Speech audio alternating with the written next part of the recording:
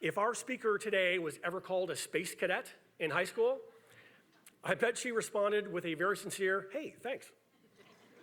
At the University of Notre Dame, she earned her bachelor degree in aerospace engineering before going on to the Massachusetts Institute of Technology, where she earned her master's in aerospace engineering and technology policy and her Ph.D. in aerospace biomedical engineering. Prior to her tenure with NASA, she was MIT's Apollo Professor of Astronautics.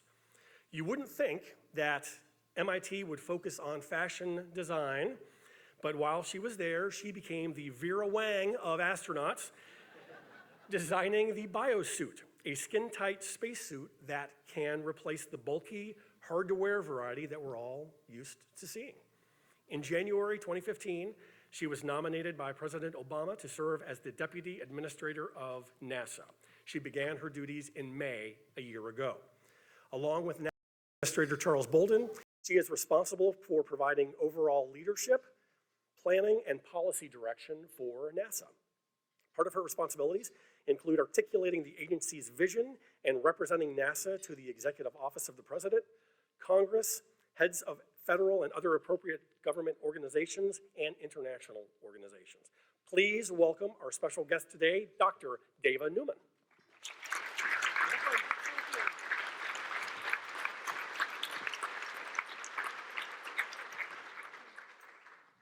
Thank you, everyone. Good afternoon. It is really my great honor to be here. Thank you to the Forum Club, presidents, past presidents, future presidents, and everyone in the audience. Really an honor to be here. I've seen all the distinguished speakers that you've had in the past, and so thank you for listening to what I have to say about dreaming and inspiration and sending humanity out into the solar system to become interplanetary. This is really special to be in Florida in particular, the Space Coast. Just stop and think about how many young minds Florida has inspired. And it's really true, being a former professor at MIT, overwhelming response of how many students come because they are the dreamers. And a lot of that happens right here in Florida. I'd like to start with Amelia Earhart, who said, "Never do things others can do and will do if there are things others cannot do and will not do." That's why I'm here. My early interest in life, I was very influenced by Apollo 11 and landing on the moon. I was a small girl who grew up in Montana, and that taught my 5-year-old self to dream. And I could dream as big as I wanted to because America, we were sending people to the moon. So who would have thought that I would ever have ended up, in the career that I have? Not me. I'm a public school kid. My parents were teachers, but I really didn't know, any limits, and I'm an explorer at heart. So just with that spirit, I've been really fortunate to be able to do the things that I've done. And recently you heard about, I spent the last 23 years as a professor at MIT, and just interested in how can we, as an engineer, this isn't what an aerospace engineer looks like. I think all rocket scientists look like this, right, Pandora? This is who we are. But I had never been taught by a female professor. I didn't actually know an engineer, so I wrote a freshman engineering book because you have to have role models and you have to say, that could be me. And so spent the better part of my career studying astronauts. And Bob, didn't get to study you, but I flew 4 experiments and I was the principal investigator on the shuttle. And then with the Russians on their Mir space station, that was fantastic. How do we get astronauts for long duration? And then most recently on our International Space Station, which I'm going to tell you a lot about. But really, in all of our exploring and all of our work, it's just about the human element to me. In all of our exploring in the solar system, we reflect back and talk about humanity and where our place in the world is. And we really have the enduring questions. Are we alone in this universe? Are there other habitable planets? And we're on a journey to find out those answers. So they are really, really enduring questions. And I'd like to take you on a journey to Mars, if you'll allow me. We've been at Mars for the last 50 years, I want to remind you, with our robots and probes. There we go. There she goes. That's data. There is some sort of a hacker to the data, and we have now full confidence that this does indeed correspond to a photograph of Mars.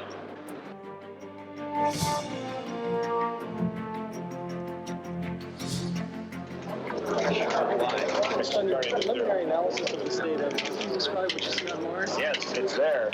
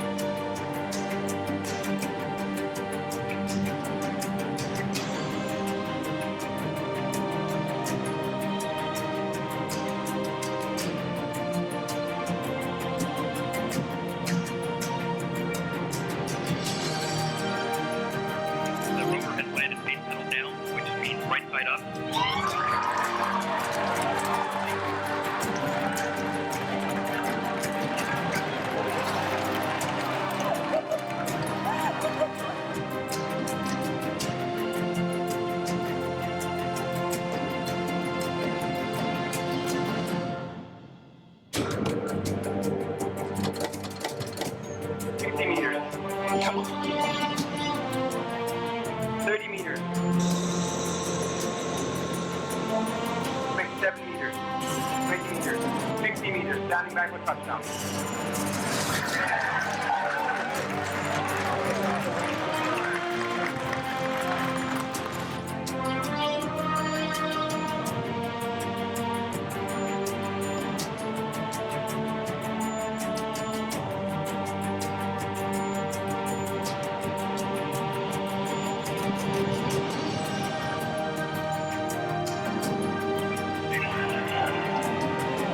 By the extraordinary men and women of NASA in our Jet Propulsion Laboratory. Right now, the wheels of curiosity have begun to blaze the trail for human footprints on Mars. Well, today on Mars, history was made on Earth. The successful landing of Curiosity will stand as an American point of pride far into the future.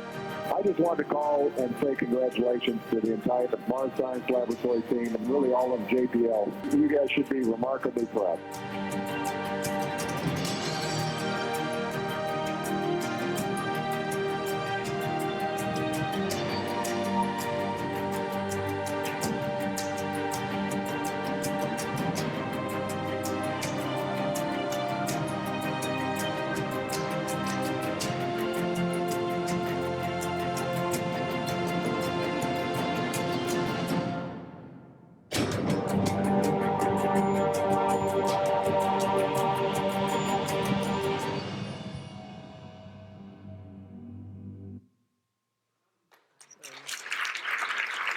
Thank you. Thank you to, again, all the people who did this. So we are charged to, by the 2030s, send astronauts, send our humans to Mars, and we're well on our way. I'm going to tell you about that journey. You can download our plans. We have a plan. I'm here to tell you that NASA is very alive and well. We've never been doing more development in our history. So it's important to get that message out. I'm counting on all of you to help tell our journey to Mars. So I'd like to explain it to you in 3 phases. Again, an amazing 50-year history, but I can't wait because the next 50 years are going to be even better. So we're in the first phase, and this is with International Space Station. So we're up, we're on board, our astronauts are living and working for the last 16 years continuously. We've been orbiting. It's real close, just 400 kilometers, 200 miles. Hey, guys, how you doing up there? And every 90 minutes, you circle Earth. And so we've been buying down, we've been studying astronaut performance, the human health risk. We've been investing in our technologies. So anyone, again, 16 or younger, has never known a day of their life that we haven't had continuous human habitation in space. So we call that phase 1. We're still Earth reliant, and still a lot more to do. The second phase we call the proving ground. That's when we get back out to lunar orbit. This is the 2020s. So Earth-Moon orbit in the 2020s, I'm going to tell you more about that. And then the third phase is when we get to Mars orbit and then boots on Mars. So 3-phase strategy and plan that, again, we're well on our way. What are we doing? Well, up on the International Space Station, again, probably know Scott Kelly in the right, just finished his year-long mission. Just an amazing success, and it's very international. We have all of our folks there. Put up a slide for the technologies. This is just a small sample. We've done over 2,000 experiments on space station. Each mission, we do about 250 experiments for each astronaut crew that's up there. And that's just the science. And we're looking at the technologies. Again, our sights are set on the horizon goal of Mars. So we're looking at our technology investments and developments that we can prove and have to prove in microgravity to take our next steps in exploration. Just a few of them are listed up here on this slide. Fire and life support and power and then all the human health issues. We have eaten our first grown vegetables in space. Okay, it was a small salad, but still, we're on Veggie 3. And this comes right out of our Kennedy Space Center, and there's nothing like fresh food. It was beautiful lunch, thank you. But when you're in a space station, it's really great when you get something live and you get to kind of harvest that. And so that's a start there with Scott. And again, just to give a little mention too, we did something pretty phenomenal with 1 year of Scott Kelly, and we ran our first genetics experiment. Why? Because Scott's an identical twin, and Mark, former astronaut himself, is down here on the ground. So we are doing the DNA sampling, and we'll get all the results out this year, but really, what a great opportunity. When you're a PI for spaceflight experiments, N is always small sample size. And yes, you can publish papers with only a crew of 4 or 2, but it's really important work. It's really important. This is actually kind of breakthrough work. We set the policies and procedures working with a sister agency, NIH in this case. So really great work that's coming out of space station. And need to talk about our public-private partnerships. I call it the new NASA. I've had the privilege to be at NASA as Deputy Administrator the last year.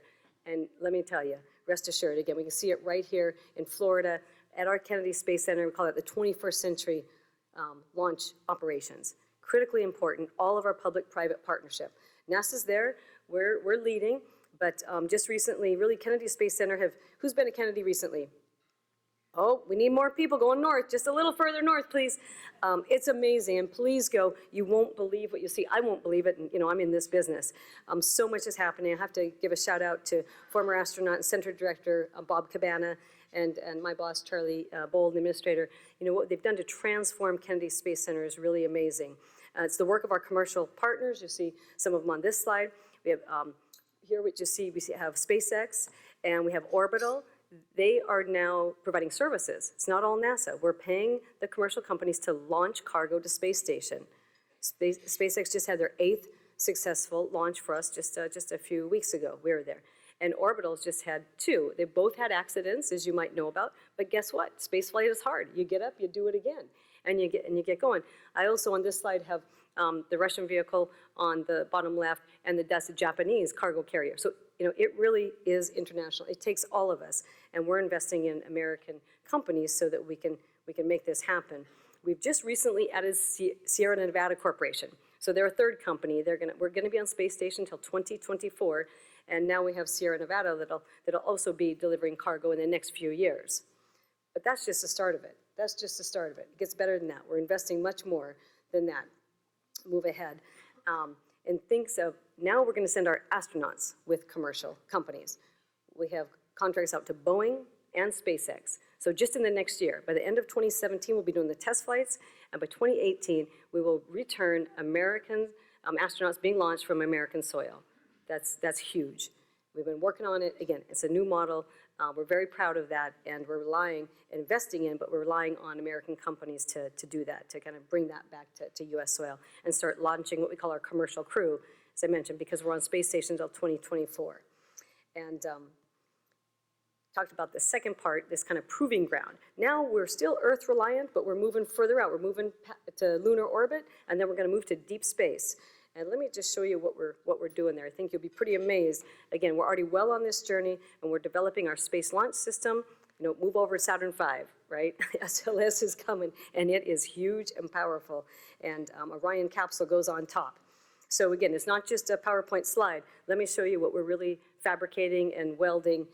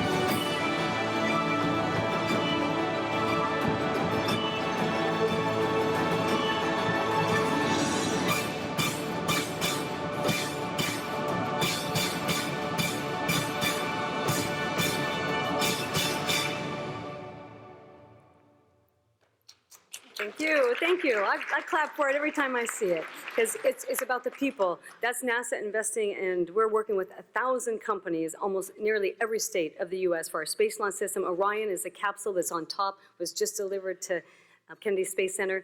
The demonstration, the test flight you saw, that was what we called our exploration test mission. That flew in December of 2014. I had the pleasure to see it. So just from that orbital view, getting close to the moon and looking back, that's a special view for humanity to look back on what I call spaceship Earth. So we are doing well. We're developing. We couldn't be happier. Have what I call an infographic of Mars, because I just want to pause for a second here and have you take a look at this. You saw the video of 50 years of Mars. This is all those missions. Mars is hard. Mars is really far away. And so you can see this is color-coded by the Soviet Union at the time is red. In the 60s we start, and the US comes in blue, and we have, our Mariner missions and our Viking missions, and there's flybys. We try to get in orbit. First we just fly by. Hey, are you there? Then we try to get in orbit, and we start taking data. And then we try to land. It's all hard, but what I want you to take a look at is, look at all the success. Those little green boxes with my check mark in them, that's NASA, but that's the world. The Indians now have an orbiter around Mars, and we help them. We give them our deep space network. When anyone succeeds, we all succeed.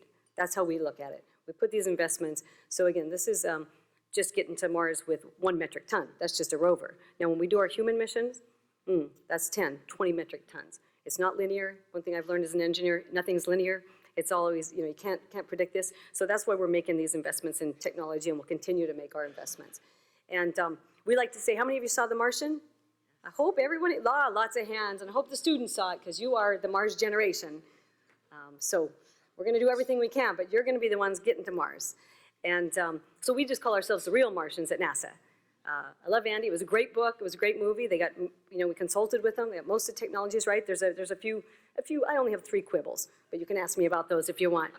That's pretty good. I usually don't even go see space movies, And so here's just a map too, what we're investing in. Entry, descent, and landing, right? Mars has an atmosphere, 1% atmosphere. It's just a nuisance. It's not enough to slow you down, and it still heats you up. So it's called, so we come in hot, as we say. We have to figure out, you saw those landing in the videos, but again, now we have to scale this up for human missions. So we're working on entry, descent, landing. We're working on living off the land, in situ resources, carbon dioxide atmosphere on Mars. Well, guess what? We need water. And carbon, it's a good thing for humans. So, and we have the signs of water on Mars, which I'm going to show you real quick. But these are investments. This is my brain is always in the 2030s. That's all I think about every day until I have to come back to daily budgets and things like that. But the fun part of my job is thinking about journey to Mars, technology and innovation, and then of course doing education and outreach. I put this back up to show that we have a great international framework on International Space Station. Again, for the last 16 years, we've been working with the world. We have 5 major partners, and folks are from 16 different nations. We've had, I mentioned the 2,000 experiments we've run. They've been from investigators from 95 different nations. So it really is global exploration. It really is global exploration. We're working with everyone we can. Okay, now I want to do a quick highlights of not just talked about humans in space. It's just too good to be true. Just last week, we celebrated the 26th year of Hubble. This is just a quick look. This is Wonderland 2 galaxy, but what Hubble has shown us, and of course we had to try again, right? Hubble is a great example of human, mission that doing great science as well as enabled by the astronauts. So I just love that video to show you. I'm going to run through some beautiful slides here just to show you. Hopefully you know about Pluto. It's a dwarf planet. I count dwarf planets. I was a basketball player in college. It's fantastic. This is 30 years of people's lives. 30 years. We didn't know what it looked like, and then we got there. Can you imagine? It was so spectacular last summer. Now, when we finally got to see what Pluto looked like, and the data comes back every day. Every day we're getting new data about Pluto and its moons and what it's made out of. A lot of ice on it. Anyone know about Dawn? Dawn's another amazing spacecraft. You need to know about it. Launched just a year ago, March a year ago, and it's going to Ceres. Ceres is an important place in the solar system you need to know about. It's an asteroid. And we had this funny little speckle. It's like, Dawn and Ceres is shining at us. Well, what is that? That is one huge volcanic activity. That's 5 kilometers across, it's 5 kilometers high, move over Everest, and 20 kilometers wide. So we are out there in every rock and boulder and planet that we can possibly find to learn about, Earth when it comes back full circle, because that's what we do. Hopefully you've heard that we found water on Mars. We knew there was ice at the poles, but just last fall, we were able to measure during the seasons actual water flowing. Now it's salty, briny, but this is huge. This is actually a huge scientific discovery. We now know why Mars lost its atmosphere. Thank goodness Earth has an electromagnetic shield. We're really glad about that. Mars not so fortunate. So the sun is, the sun's radiation and solar storms are basically ablating. These are real ions being ablated from the Martian surface. And this is how Mars lost its atmosphere. Very important. Earth, Mars, kind of sisters, 4.5 billion years. Well, we want to figure out, Mars could have been a nice, wet, warm place 3.5 billion years ago or so. What happened? What went so wrong on Mars? That's why we go. We look for past evidence of life. But the scientific data is coming back every week, every day. If you want to go further out into the solar system, on July 4th, we will get to Jupiter. It's called our Juno mission. We have the Juno Cam on board. It's great for all of you. We're going to give you the first high-def images of Jupiter on July 4th, and then we're going to say, okay, world, citizen science. We need all of you. Tell us where do you want to explore on Jupiter? Where do you want us to point our camera? And we'll take pictures and images so we can all share that and do the scientific discovery of Jupiter all together. James Webb Space Telescope. These black covers just got unveiled. Now look on our website. There's even a better picture from today. It's gold. It's 100 times more powerful than Hubble. I mean, I just can't even believe it, searching into the solar system. So James Webb is going to launch in 2018. It's already fabricated. OSIRIS-REx, this is launching this September 2016. OREX is going out and is going to do an asteroid sample return. First time we get to an asteroid, we sample and we bring it home so we can see what it's made out of. Great mission, under budget, on time, and it's great because it's helping us do some other missions. All right, and being an aerospace engineer, I have to have a shout out to aviation. We are back in the business of doing X-plane demonstrators. I was talking to a few people before this. The top is, we just let out that contract, that's a supersonic plane. I sure would love to do half my trips in half the time, and that's a low boom supersonic. So the boom will be like a thud, and that way, we won't be breaking windows and things like that. That's all it takes for commercial supersonic flight. We just need to get the boom down, and we're going to do it probably with an interesting shape like that. The two in the middle, those are ultra efficient, ultra low in noise, 50% fuel reduction. And we're looking at biofuels. The one on the bottom is a hybrid electric. So all these demonstrators we plan to roll out for you. And hopefully they'll be commercialized. And then getting toward the end here, I want to come back to Spaceship Earth. These are our 28 Earth-observing satellites, and we're in partners. NASA designs and builds and flies the satellites, and then we give them, the data goes to our sister programs at NOAA and USGS. We have great images, I might add right now, for this huge fire that's burning in Canada. And we're helping them. We can zoom in and try to help people, especially when there's natural disasters, things like that. I want to show you the last century of climate data. It's pretty shocking. This is just the data. I'm not interpreting it, it's just the data that we collect, and it's really imperative for me to show it to you.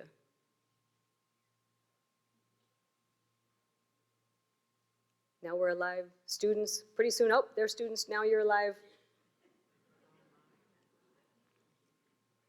It's hot. 2015 was the hottest year on record. 2014 was the hottest year on record. Guess what my prediction is for 2016?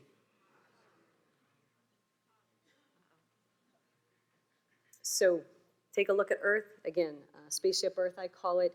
This is a real image. You can download this. It's from our Epic camera. It's really amazing.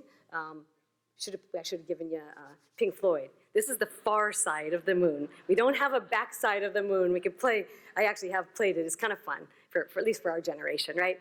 So you scream up here with Pink Floyd. But what's so cool about this? This is I'll call our Discover mission. It's a space weather buoy. Okay, the sun is here. Okay, we have Discover at what we call L1. That's the Lagrangian point 1, and here's Earth. So it's halfway between Earth and sun. It's a fantastic space weather buoy, and it's measuring all the sun and the radiation. And then again, we're interested in that because we can think about what's then going to come to Earth. And so every time when the moon orbits, we get this far side, which is just a beautiful, beautiful image. And my last comments, are on what I call STEAmed. I love STEM, I'm all in, I have been my whole life, but I've always included the artists because they're the storytellers, they're the visionaries, they help me paint the pictures of how I get humans to Mars. And recently, when I took the NASA job, D. First, I'm a little steamed. We're not making more progress more quickly and engaging everyone. It takes everyone. It takes all the little girls and boys out there. So I'm a bit steamed, but I also put it in for design because this is my 3D designer. And if I ask the crowd here, okay, how many of you have done 3D printing? Hands up. I have my own 3D printer. So, but you students, okay, now I'm looking at the students' table. Have you guys done any 3D? See, more hands go up because this is the future, you know? And so the point is that it takes everyone. So I'm actually working on a hypothesis that across the art science axes and across the design and engineering axes. And I want to think about it holistically. Again, we need everyone on board. This is critical for the US and it's critical for our innovation and our well-being as a nation.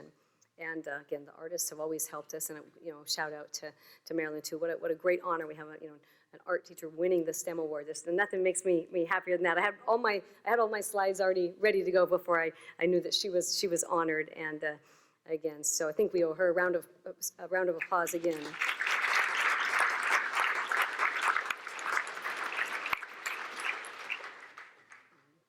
So to Boots on Mars, and I think I have time for questions as well from the audience. It's been a pleasure to speak with you.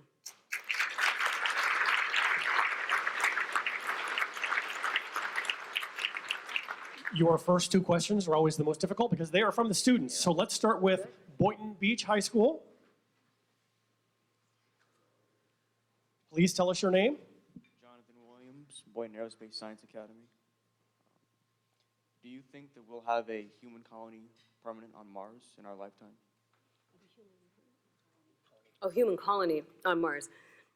Absolutely, we will be I'm sure we will be an interplanetary species. I just hope that I'm gonna dedicate probably the next 10, 20 years of my life to it.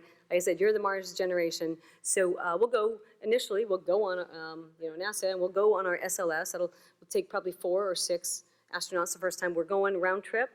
So the question do we have a colony? Well, we plan many, round trips, and we do think it is global exploration. The roadmap that I laid out and that strategy and plan, we're saying this is what we're committed to. This is what the US is gonna lead. This is what NASA's gonna lead. And then all the rest of you folks, private folks, international folks, what elements do you wanna contribute? So we look at it that way, but absolutely. I think we'll have people on Earth and Mars. And I should be very clear, Spaceship Earth is my favorite planet. Mars is number 2. And from Santa Lucia's High School. All right, hello, my name is Carlo Jacques in the AP program at Santa Lucia's High School. And my question to you is, what qualifies an astronaut to be eligible to get on Mars? That's a great question. So I can tell you what qualifies an astronaut for right now. You might have heard we just had 18,000 applicants for our next class of astronauts. That broke all records. We were at 6,000. I thought in my wildest dreams maybe we'll get 10,000 applicants, but no, we got 18,000. That's a good thing. You can imagine, that getting into college was hard these days. And so what qualifies? Most astronauts, and actually it's on the application, do come from the STEM fields. And, but again, we're, shaking it up. We try to bring in all great thinkers, and we've had, we had a teacher in space program. So to become an astronaut, I think you just go with your passion, work really hard in school. So we have, military pilots have come through the military academies. We have, all through and there's probably almost any university you can look at. Astronauts have gone through those universities as well. What's common is, their passion, their focus, their incredible leadership skills, and their incredible teamwork skills. All these are really, really important. Now, fast forward when we get to selecting Mars astronauts, we're not quite there yet. We're really the crew, the astronaut classes we're selecting now are our space station astronauts. They are our commercial crew. They'll be launching, as I said, on our companies. And then we're just starting to select the ones who will go on SLS. So that'll be Earth-Moon. So we'll get to moon orbit now with our current and even the next class of astronauts. And then in the future, in the 20s, then when we start selecting those class of astronauts, there'll still be some remaining. Good to go with veterans as well, because the veterans are always there and helping and mentoring. And so we'll probably go with, the first class to Mars will be astronauts of 4, and they will definitely be the best and the brightest. They're pretty phenomenal folks. But again, I would say, don't underestimate the teamwork, the camaraderie, the leadership. All of those skills, the communication skills, are so important, as well as excellence in science or engineering or medicine, or you have it. And it'll be I think it'll be a mixed crew as well. Some questions from the audience. This is actually your question, so I'm going to ask it. Is there life out there? Good question. Good question. Well, those are the enduring questions. Is there life out there? And will we ever find past life? I have to say, being just honest and being candid, I have to say, as a professor at MIT, I was in the same business and thought about that. But I thought, well, it's a decade or it's more than decades out. Now, being at NASA, being privy to all the data I get on a daily basis. You can check the weather on Mars every day. Just download our app. It's kind of fun because it makes DC look really warm. It's usually freezing or colder. But again, we know there's water. So I think we are going to find evidence of past life. Perhaps in the next decade. It's really amazing, and that really makes us think, makes us change our thoughts. We're going to Mars, as you know, with humans. Our rovers are continually looking for, again, past evidence. This is probably 3.5 billion-year-old life. And just the evidence, and we're looking for, when you search for life, we say follow the water. We are looking for carbon-based life right now. That's what we know the most about. There's other places in the solar system, you've probably heard of them. We call them ocean worlds. There's other really good places, and so we're also going there with science probes, not with people yet. But Europa is a really great place to go look. Underneath, it's just how do we get through those kilometers of ice? But underneath, we know there's water. We know there's many, many ocean worlds in the solar system. So these are great places to go. And if that's you didn't ask me, but I'll just add on because it's just so fantastic. It just bends my mind. We have these things called exoplanets. You guys know about exoplanets? 20 years old. This wasn't a diss. I didn't study exoplanets because I went to school more than 20 years ago, right? Amazing. Thousands. We have thousands. Actually, there's a press release coming out today. I haven't had time to look at it, but look at our press release today because we're catalogizing the exoplanets. These are planets that are really far to get to, hundreds of light years away, but they're Earth-like. We're looking for the special sweet spot. There's 25 or more that we call in the habitable zone. In the habitable zone. So we think those are places that would harbor life, potentially harbor life. So it's pretty phenomenal what we're learning and what we're finding out in all of our exploration. By the way, the weather on Mars, mostly sunny and brisk today.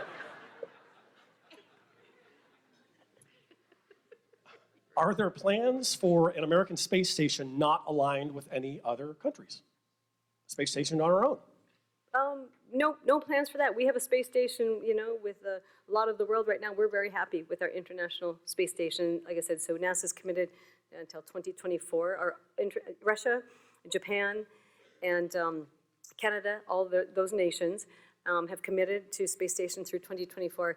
And we're working with our European colleagues, and they go through their ministerial now in 2016. They don't meet until December. We're working very closely with them so that the European ministerials can also extend, space station, commit to space station through 2024. So we're all in this together. When I told one of my coworkers who's a millennial that I was coming to see you today, I said, we can see the deputy director of NASA, and he said, are they still around? So, easy. So it leads to this question. We've seen private investors, SpaceX, those companies you mentioned. So clearly you're partners with them, but what is your view of them? I mean, they're getting all the press. Does that lead to a morale problem? Press for space is good for all of us. So I love them. I love all of them. And big aerospace companies industry has always been NASA's partner and always made America proud. So that's the first thing. One great thing about this job is I'm in charge of partnerships. So I have 700 partners. There's 700 partnerships that NASA currently has, and with 120 nations. So that's domestic and our international. So it's easier to say who aren't we working with and in what level. And again, there's partnerships. It could be just education. That doesn't cost anything. But we want to sign the next teachers and the next generation up. And then our major investments, but you said private investment, I would just switch it around a little bit. It's really public investment. It's really public-private partnerships, but the vast majority of all these investments are from NASA, are from the government, are from all of us as taxpayers. And what we're doing is, we're seeding. We're seeding. We want these private folks and these companies to succeed. When one wins, we all win. So we are all in it together. How long does it take to get to Mars? Ooh, long time. So I gotta look over to the students again. How many of you guys are gonna come on my Mars journey? All right, a few, come on, I usually get more hands than that. All right, I'll ask over here. This is my wild, I have more hands over here. So if we use conventional propulsion, and we're also investing in, you can ask me about the technology, so we're investing in propulsion, but let's say we use kind of more conventional propulsion that we know about even today. We hope there's more breakthroughs. But essentially it'd be about a six month trip out. We'll do the orbital mechanics, and about 6 months out, it makes sense to stay on the Martian surface for 500 to 600 days. And we're not just going to grow potatoes, and we're not going to strand anyone there. And, but we are going, we need power. Power is a big issue. And then depending on the orbits, 6 months to a year and a half to get home. So suffice to say, couple-year round trip right now with conventional propulsion, about 500 or 600 days on the surface. So 3+ year journey to Mars. So the first Mars mission is probably, now who wants to go on my Mars mission? And we didn't, and I even tell you what we're learning on space station, because I tried to be brief about, 1 or 2% bone mineral density loss per month. We have we countermeasure that, and the muscle loss and things like that. But that's why we do the research. Is first and foremost, we want to keep our astronauts healthy and well, and that's why that's exactly what we're doing on space station, learning how people can live in long duration. And we'll get back to a gravity environment on Mars. Of course, that's 3/8 gravity, 1/3, and seems to be just perfect. Everyone can be a marathon runner on Mars. Can you tell us about the suit? How did it come to pass, and well, I can tell you about NASA spacesuits. So, suit design, and I call ever since from the Mercury to the Gemini to Apollo days, and right now to space station. So suits, every suit that's flown that's been a flight qualified suit has been a gas pressurized. Our current suit's called the extravehicular mobility unit. It's big and gas pressurized. Here's the important thing you need to know. It's an incredible engineering feat.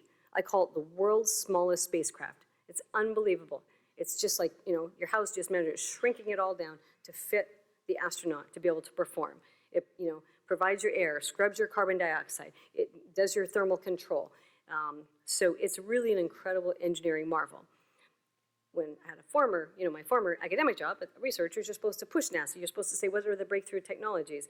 So I've been looking at all of our current suits that have ever flown, and then in my research when I was an academic, we decided to shrink wrap people. So long story short, that's called mechanical counterpressure, and that's applying the pressure directly on the skin. Really interesting technology, but you can't fall in love with your ideas, and but it seems technically feasible. So that research continues on. I don't continue it anymore. We're just thinking about how can we get mobile astronauts. When we get to Mars, you should be mobile. Again, we're bipeds. We float around when we're on space station. You're not really a biped. You push off with a finger. You push off with a toe. If you push off with your whole foot, I would slam and hit the ceiling. So in microgravity, you're a different kind of creature, and you get adapted. But when we get to Mars, we're bipeds again. 3/8 gravity, let's call it 1/3. And so we need very mobile astronauts. We need mobile rovers. So the suit is just part of a system in my mind. You have a rover, you have really smart robots, and the astronauts, and you're all just, a cadre of explorers. And so that's the way to get it done, and we really need mobility and lightweight systems. A fan of the Hubble telescope writes, the Hubble telescope was launched in 1990 and has been a spectacular success. Are there plans for a successor? Well, that's James Webb Space Telescope, and we have many more as well. So thanks for the Hubble again. What an amazing, again, that's when you place your bets and you perseverance and you stay with it. Who would have known, just how great Hubble was going to be? And we have many other well, not many, but other great observatories out there. So James Webb Space Telescope is our next one. They're in different parts of the spectrum, so they work together. We're looking also at something called WFIRST, and we have Kepler out there right now. Kepler is the one that's showing us and finding out about the exoplanets. And so now the way to think about it, even though these great observatories, we're really getting data from 2 or 3 observatories at one time. And James Webb, specifically Dr. John Mather, NASA Nobel laureate, is the PI on that. And so he's given me permission. I said, how good is this going to be, John? And he says it's 100 times more powerful than Hubble. I said, okay, I can get my head around that. As long as you said it, then I can say it publicly. But that's just the hope for James Webb. Like I said, it launches in 2018. And just to, again, bring us back to we're all in this together. Of course, that's a NASA program. We're really proud of it. It's up at Goddard Space Flight Center now. The mirrors uncovered 18 mirrors. It's a beautiful piece of art, really. And they go together so it can, we've had some issues with Hubble, as you remember, for the contact lenses. Well, this is 18 mirrors that can adaptively control themselves. So we'll get really precise. Has these solar shades, 5 solar shades as big as a football field that have to deploy. I'm a little nervous about that. Just make sure, because they're going out to that Lagrangian point I mentioned, where I showed you the picture. So it deploys. Those solar shades have to keep the telescope so it doesn't get too hot out there. It's really interesting. It's really interesting. It's a beautiful design. Goes from Goddard. Just next month, it'll go to our Johnson Space Center in Houston, go to our thermal vac chamber, test it out. Then it'll be shipped up, go to Grumman. Grumman's the main industry contractor to LA. And we're putting it on a barge. And it's going to have it go through the ocean to French Guiana, and we'll launch it on an Ariane 5 rocket in 2018. Before we get to our last question, Dr. Newman, thank you for joining us today. We appreciate that. Dr. Newman does not have the benefit of supersonic travel today, so she has to rush to Fort Lauderdale to catch a regular flight. So please allow her access out of the building if you would. So, last question, very important. You mentioned you had 3 quibbles about the movie The Martian. Yeah. Let's hear one. Let's hear one. Oh, one is, okay, well, I'm not gonna talk about suits. Maybe propulsion. We could talk about propulsion. Well, let's talk about wind. Oh, sorry, I have to mention them all. Just to make sure. Should I sit down? Is this? No, I'm gonna make it quick. I'm gonna make it quick. But again, I love the book, but why? First, that was my first quibble, because why are we going to Mars? Why are we going to explore? So I think that's really important. So now that hopefully I've been clear, and we really do have a why, it's really important. We know where we're gonna go. We don't know exactly where we're gonna land yet, because we're letting people tell us. We get new data every day. So when we go to Mars, we'll know where to land because we'll have all this data. But why we go is to look for past evidence of life and are there habitable planets. But then the wind. So Mars has a 1% atmosphere, carbon dioxide atmosphere. Plants will love it. But you're going to go with habitats and things like that. So there is wind, there's continuous wind, and there's these really cool dust devils we see now. We get little tornadoes and dust devils on Mars. But it's like a feather. It's like a little breeze. So there's no hurricanes. But we told Andy, and Andy said, I know that who wrote the book. He knows that, but that would make a good book, he said. So I have big tornadoes, I have hurricanes. We're in Florida. What would you guys do without hurricanes, huh? I mean, if there were no hurricanes, you probably wouldn't have gone to see The Martian. So that's a bit of a quibble. It's just that's not, scientifically relevant. And then propulsion, I'd like to mention propulsion a little bit, just so people have it right in their minds. Those great blue engines, those ion engines, so we really work on ion engines, and it's really incredible technology. It's just that we haven't scaled it up yet. So right now we have smaller ion engines, and the ion engines are great for cargo. So we actually have this notion of maybe a split mission to Mars. I didn't show you orbital mechanics because I thought you might fall asleep on me, but I love orbital mechanics. And so, sorry, and so let's say we're going to Mars. We could send the crew on SLS. Well, maybe we could also send cargo, maybe on a different vehicle. And so then ion propulsion is really good use for that, because what happens is it's constantly accelerating, and you're shooting the ions out. And so just imagine it's constant acceleration for all the engineers in the crowd, and you can move really large masses, but really slowly. We want to send humans, more quickly, say on the 6 months that I talked to you about. So we call that a split mission. So they didn't get any of that right. They just put a big fancy spaceship and blue engines and said, boom, you get to Mars. So the rest was great. The rest was really good. Everything else was great.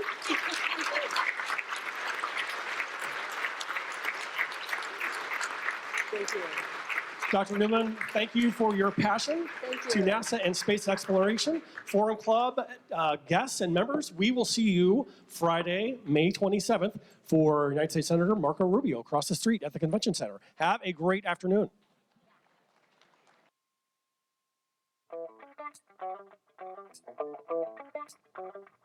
Wow.